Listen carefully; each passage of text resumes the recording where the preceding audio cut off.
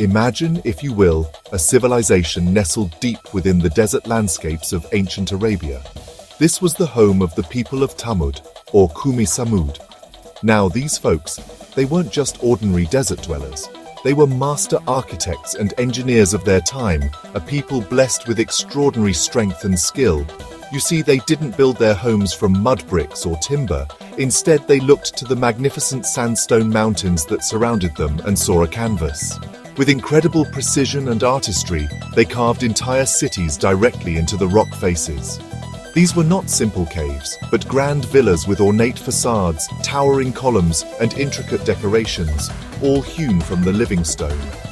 Their abilities really were a testament to their ingenuity and power, allowing them to create permanent, awe-inspiring structures that could withstand the harsh desert climate. Their civilization flourished in a region known as Al-Hijr, or Madain Saleh, located in what is now modern-day Saudi Arabia. This was a strategic location, situated along the ancient incense trade route that connected the southern Arabian Peninsula with the great empires of Mesopotamia, Egypt, and the Mediterranean. This prime geographical spot brought them immense wealth and prosperity.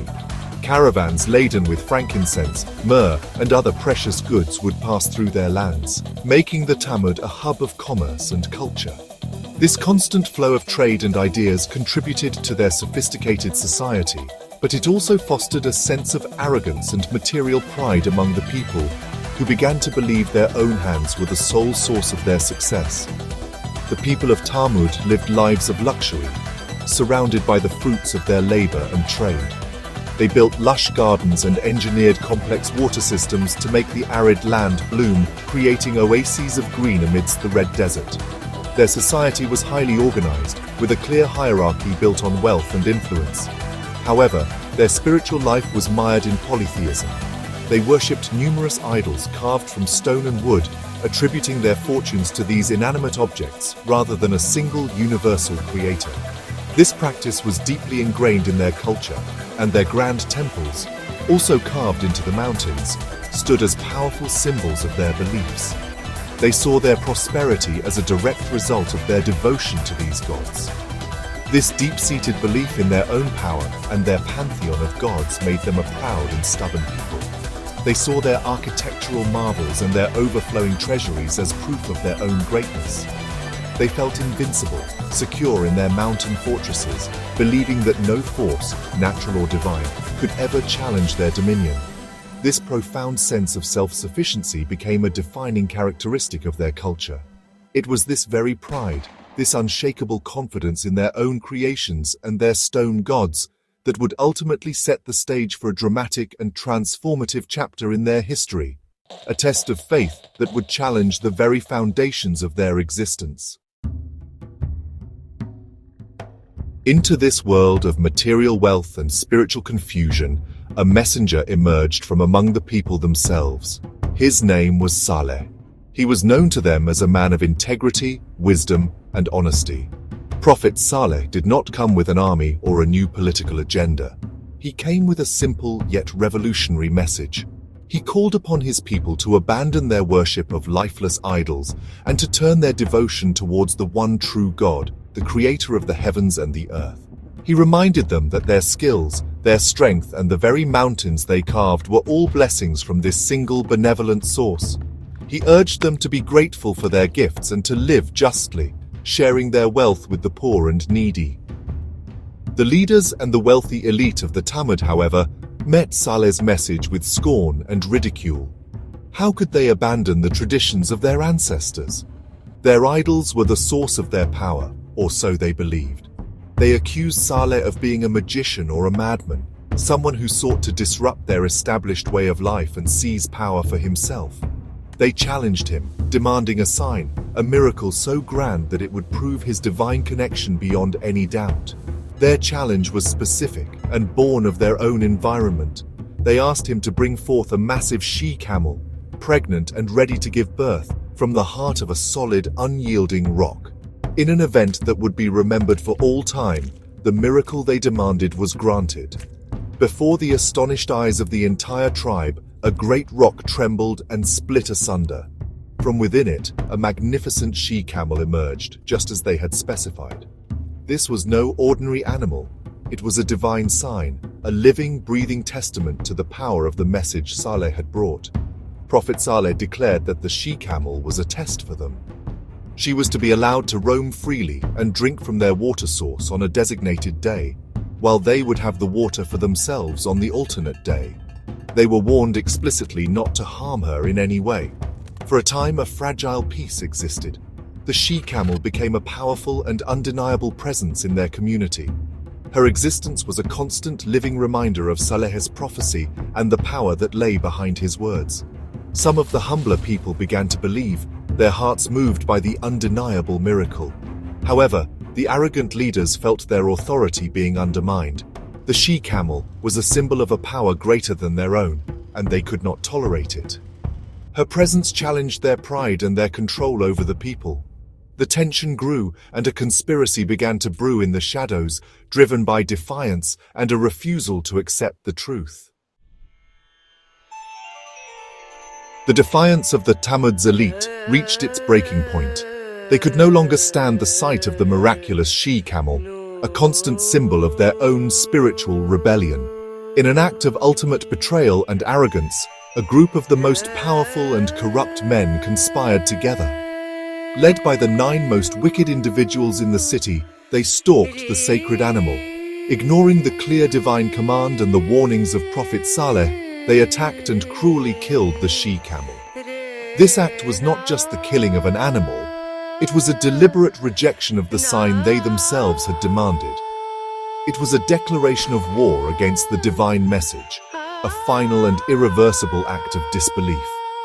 When Prophet Saleh learned of their heinous act, he was filled with sorrow. He knew that their transgression had sealed their fate. He delivered a final solemn warning to his people. He told them that their time was now limited. They had 3 days to enjoy their lives in their magnificent rock-hewn homes. After these 3 days, a terrible punishment would descend upon them, a consequence of their own choices. The people, still drunk on their arrogance, mocked him. They did not believe his prophecy of doom, just as they had not truly believed the miracle. They felt secure within their mountain fortresses, convinced that no harm could ever reach them. The 3 days passed, each one marked by an ominous sign. On the first day, the faces of the people turned yellow. On the second day, they turned red. By the third day, their faces had become black, a grim and terrifying portent of the impending disaster. Fear began to creep into the hearts of even the most defiant, but it was too late. Their opportunity for repentance had passed with the death of the she-camel. They had been given a clear sign, a period of reflection, and a final warning, but their pride had blinded them to the truth at every turn. They huddled in their homes, the very structures they believed would protect them, now feeling like tombs. On the dawn of the 4th day, the prophecy was fulfilled. It wasn't an earthquake or a flood that destroyed them. Instead, a mighty, deafening blast, a terrifying cry or shout from the heavens, tore through the valley. This single, cataclysmic sound was so powerful that it annihilated the people where they stood. It vibrated through their very souls, extinguishing their lives in an instant.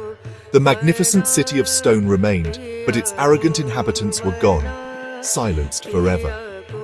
Prophet Saleh and the few believers who had heeded his call were saved, having left the city before the punishment arrived, a stark testament to the consequences of belief versus defiance.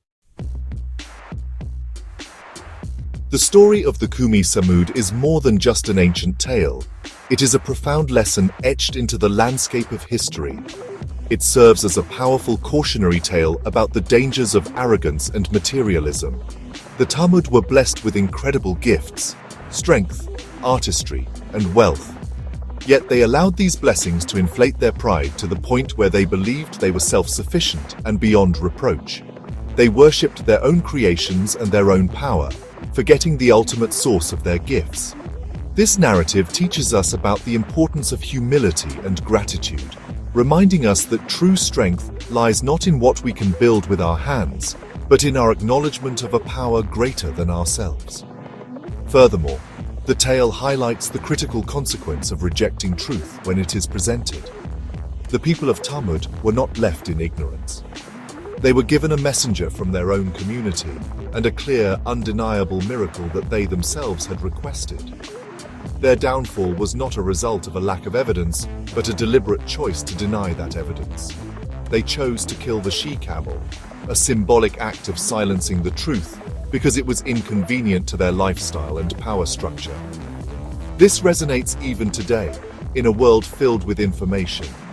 It asks us to consider how often we might ignore inconvenient truths, whether scientific, moral, or spiritual, simply because they challenge our comfort zones. The relevance of this ancient story in our modern world is striking. We live in an age of unprecedented technological achievement. We have built towering skyscrapers, explored the depths of the oceans, and even sent probes to the farthest reaches of our solar system. Like the Talmud, we are master builders, proud of our accomplishments. But this story urges us to pause and reflect.